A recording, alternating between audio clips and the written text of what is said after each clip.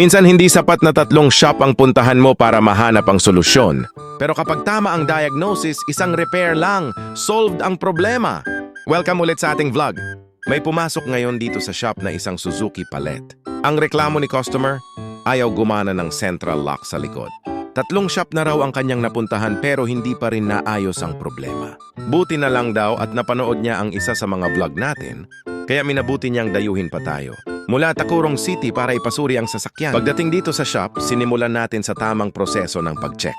Una nating sinuri ang wiring para makita kung may putol o loose connection. Pagkatapos ng inspection, nakita nating maayos naman ang lahat ng wiring at walang problema sa electrical line.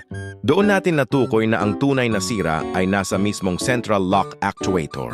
Ang problema, mahirap na rin humanap ng replacement para sa modelong ito. Kaya ang ginawa natin dito sa shop, naghanap tayo ng paraan para maibalik ang functionality nito. In-adjust at in-convert natin ang central lock system para maging compatible at gumana ulit ng maayos. Matapos ang repair at testing, ayun, gumana na ulit ang lock at unlock ng pinto. Sabay-sabay na ulit ang galaw ng mga lock at balik normal na ang operasyon. Masaya si customer dahil hindi na niya kailangang maghanap pa ng pyesa na mahirap makita at higit sa lahat na ayos na ang problema na ilang shop na ang sumubok ayusin. At dahil malayo ang kanilang pinanggalingan, kasama pa niya ang kanyang mga tropa, nagbiro sila na pagkatapos maayos ang sasakyan, ay didiretso na lang daw sila sa dagat para maligo at sulit ang kanilang biyahe. Dito sa Door Doctor Garage, hindi lang basta pagpapalit ng piyesa ang ginagawa natin.